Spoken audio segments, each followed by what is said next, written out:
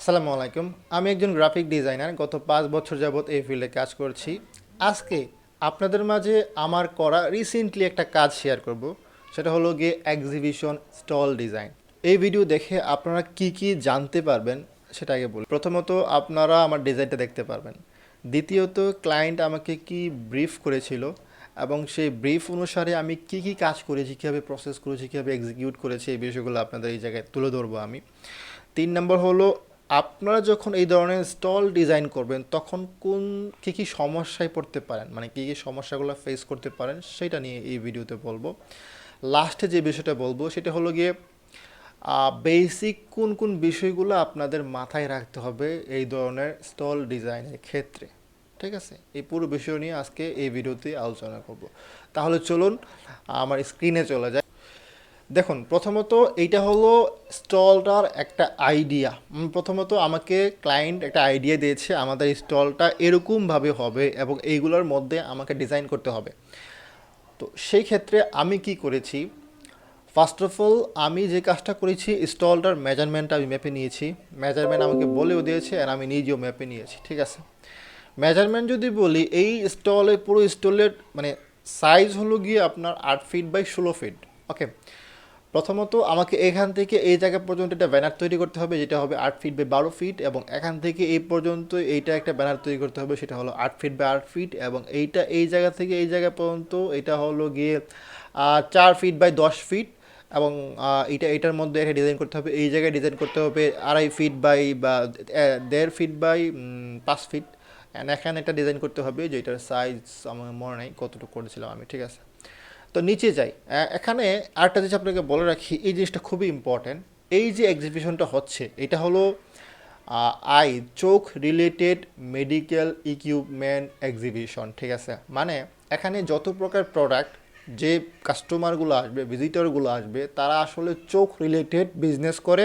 চোখের ডক্টর অথবা ওই জায়গায় প্রিন্সিপাল আসতে পারে। চোখের মেন ফোকাস হলো চোখের ডক্টর, আই স্পেশালিস্ট। ঠিক আছে, তো আমরা নিচে যাই। নিচে যখন যাব, দেন আমরা নিচে গেলে আমরা আসলে ব্যানারটা দেখতে পারবো এই জায়গায়। এইটা আমরা এই ব্যানারটা তৈরি করেছি। এখন এটা এইভাবেই কেন হলো, এটা অন্যভাবে তো করা যেতে পারে। আরও অনেক মানুষ ডিজাইন করেছে তাদের প্রোডাক্ট দিয়ে, এই জায়গায় ব্যানারগুলোতে প্রোডাক্ট, তাদের ডিটেলস, তাদের সার্টিফিকেশন, তাদের এই শেয়ার বিজেপি অনেক কিছু এই জায়গায় দিয়েছে। বাট আমাদের যে কোম্পানি ছিল, যে কোম্পানি আমাকে কাজ দিয়েছে, আমাদের যে কোম্পানি ছিল আসলে, তো যে ব্রিফিংটা এসেছিল, মেইন ফোকাস ছিল আমার একটা বড় চোখ লাগবে, 3D চোখ লাগবে। ঠিক আছে, যেই চোখটা দেখতে 3D হবে এবং ওইখানে আপনার ব্লু টোন থাকবে, চোখে অবশ্যই ব্লু টোন থাকবে, পুরো ডিজাইনে ব্লু টোন থাকবে, তাদের লোগোর কালারও ব্লু, অ্যান্ড ব্লু এবং হোয়াইট, এই কম্বিনেশনে আমাকে ডিজাইনটা করতে হবে। তো আমাকে প্রায় ডিজাইন করার ক্ষেত্রে ওই কম্বিনেশনটা মাথায় রাখতে হয়েছে।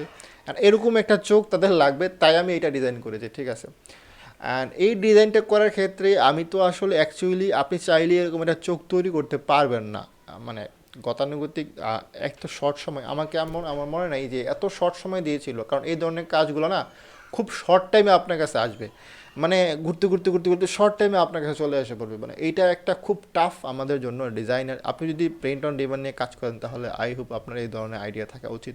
কারণ আপনাকে এত শর্ট সময়ে বলবে যে এই ডিজাইনটি এরকম এরকম ওয়েতে কাজ করতে হবে, এবং এতগুলো কারেকশন আসবে, আপনার চুলমুল পাই গেছে, আমার মতো দেখেন পাই গেছে কিন্তু।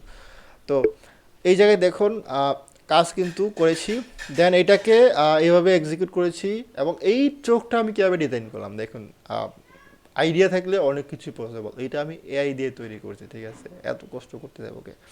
এই চোখটা এমন না যে ফটোশপ দিয়ে তৈরি করা যাবে না, ফটোশপ দিয়ে আরও সুন্দরভাবে তৈরি করা যাবে। এআই দিয়ে ইউজ করেছি, বাট এআই তো আমাকে এক্স্যাক্টলি এইটাই দেয় নাই। এখানে অনেক মানে এরকম একটা লুক দিয়েছে, যেটাকে আমি অনেক কিছু এই জায়গায় অ্যাড করেছি, জিনিসটাকে একদম মডিফাই করেছি, মানে লুক ক্রিয়েটিভ করার জন্য অনেক কিছু এই জায়গায় করেছি, কালার কারেকশন করেছি, ছোট্ট ছোট্ট বিষয়গুলো আমি যে খেলেছি যাতে করে জিনিসটা সুন্দর লাগে। তো এরপরে এটা এরকম তৈরি হয়েছে। ঠিক আছে, অ্যান্ড বাকিগুলো তো বুঝতেই পারতেছেন, সিম্পল কাজ করেছি। এটা হলো 8 বাই 12 ফিটের ব্যানার হলো এটা। দেন এইটা হলো 8 বাই 8 ফিট, যেইটা দেখুন এখান থেকে আমি প্রায় 3 ফিটের মতো উপরে রেখেছি ডিজাইনটা। এর কারণটা আমি বলবো, নিচে দেয় নাই। অ্যান্ড এইগুলো হলো টিভির সাথে আশেপাশের ডিজাইনগুলো। এটা 8 বাই 8 ফিট, এখানে লোগোগুলো ইউজ করেছি। এরকমভাবে ইউজ করবো, বা এইটাই কেন এরকম হয়েছে, দ্যাট বিকজ অফ ক্লায়েন্টের চাহিদা অনুসারে এটা এইভাবে করতে হয়েছে আমাকে। তো এক্স্যাক্টলি এখন প্রিন্ট করার পর স্টলটা সাজানোর পর কীরকম হয়েছে দেখুন, দিস ইজ অ্যাকচুয়াল যেটা আমরা চাচ্ছি, মানে এই স্টলটা আমরা করার পর এরকম হয়েছে। এই জায়গায় 3 ফিটের মতো উচ্চতায় আমরা কালা লোগোটা ইউজ করেছি, দেন এই জায়গায় টিভির উপরে আমরা কিছু ডিজাইন মানে এলিমেন্ট ইউজ করেছি, ইনফরমেশন, দেন আমাদের লোগো ওই জায়গায়। মোবাইলে এগুলো দেখা যায় না, বাট বাস্তবে পুরোটা একদম মানে ক্লিয়ার দেখা যায়, ঠিক আছে, তো মোবাইলের পিকচার।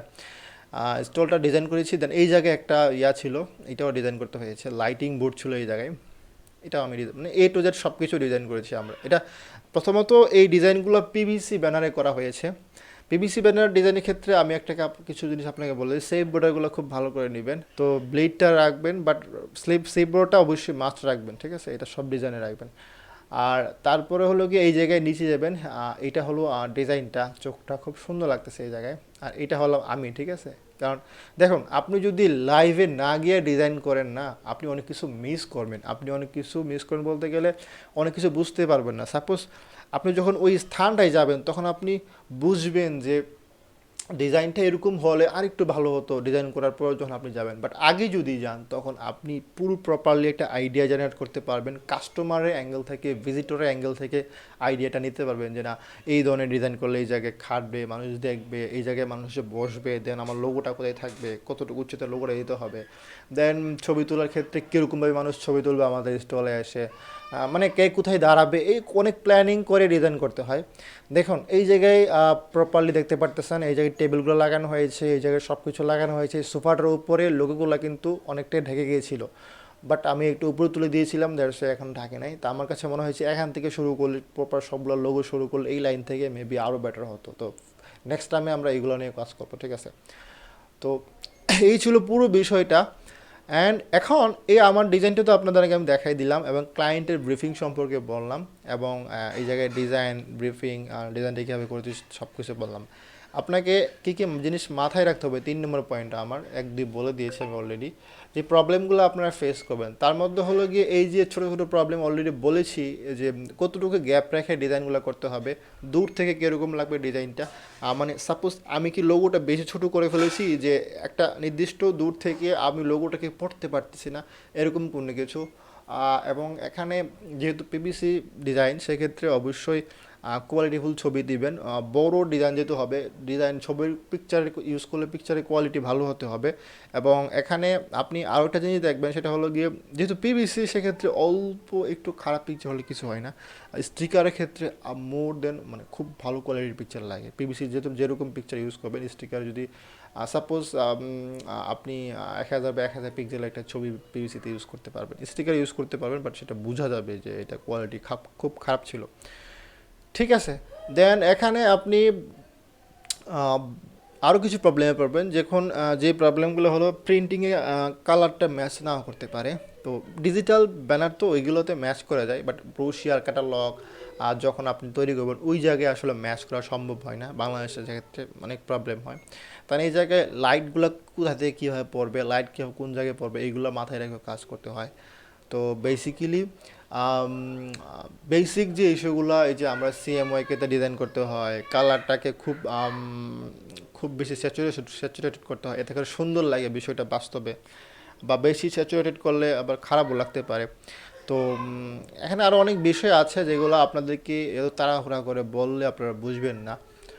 এবং বেসিক যে বিষয়গুলো, 4 নম্বর পয়েন্ট, বেসিক যে বিষয়গুলো, যেমন সাইজটা মেজারমেন্টে ঠিক করে নেবেন, এবং সাইজের ক্ষেত্রে প্রপার সাইজ নেবেন, ব্লেডটা নিতে হবে, সেই বোর্ডার আপনারা নিয়ে কাজ করবেন। তারপরে ছবি রেজুলেশন, ভালো কোয়ালিটির ছবি রেজুলেশন নেবেন, অবশ্যই লো কোয়ালিটি নিলে বোঝা যাবে এই জায়গায় যে লো কোয়ালিটির রেজুলেশন আপনি নিয়েছেন। ওই জায়গায় ভিজিট করে তারপর ডিজাইন করার চেষ্টা করবেন, এতে করে আপনি অনেক ভালো আইডিয়া পাবেন। দেন আরও কিছু সমস্যা, বেসিক জিনিসগুলো আপনাকে মাথায় রাখতে হবে। প্রিন্টিং হাউস যেখানে হচ্ছে, যদি সম্ভব হয় ইন বাংলাদেশের ক্ষেত্রে আপনি প্রিন্টিং হাউসের সাথে কথা বলে নিয়ে কাজ করবেন, এতে করে আপনার কোনো প্রবলেম হবে না। ফাইল দেওয়ার ক্ষেত্রে পিকচার ইউজ করলে জিনিসগুলো অবশ্যই ইমবেড ইমেজ করে দিতে হবে, আদারওয়াইজ পিকচার তো ওই জায়গায় যাবেই না। ফাইল সেন্ড করার ক্ষেত্রে অবশ্যই আপনাকে এক্সপান্ড করে দিতে হবে, যেটাকে আউটলাইনে বলে অনেকে প্রিন্টিংয়ের ভাষায়, এক্সপান্ড করে দেবেন সব কিছুই। অ্যান্ড কালার ইউজ করার ক্ষেত্রে একটু বুঝে শুনে কালার ইউজ করবো, যাতে করে জিনিসটা ফুটে খুব ভালো দেখায়, ঠিক আছে। তো এই বিষয়গুলো আপনাকে বিবেচনা করে ডিজাইন করলে ডিজাইনটা অনেক সুন্দর হবে। তো আই গেস আমি আপনাদেরকে অনেক কিছু বোঝাতে পেরেছি। আম, জিনিসটা হয়েছে কি, এই ধরনের ভিডিও আমার ফার্স্ট করতেছি, ফিউচারে আরও করব। কয়েকদিন পরে আরেকটা এক্সিবিশন হবে, ডিজাইন করবো, ওই জায়গায় কী কী করবো সেগুলো দেখাবো। অ্যান্ড দেন আমি যখন আজকে ভিডিওটা করতেছি, তো এর 2 দিন পরে আবার একটা ওয়ার্কশপের ডিজাইন করব, ওইটা নিয়ে আরও সুন্দরভাবে প্রেজেন্টেশন দিয়ে ভিডিও করব, ওইটাও দেখলে আপনারা আরও অনেক কিছু শিখতে পারবেন। তো আজকে এতটুকুই, ধন্যবাদ, আসসালামু আলাইকুম। ভিডিওটা ভালো লাগলে অবশ্যই লাইক করবেন, শেয়ার, সাবস্ক্রাইব যা করার সব কিছু করে এখান থেকে চলে যাবেন। ধন্যবাদ আপনাকে এতক্ষণ পর্যন্ত দেখার জন্য।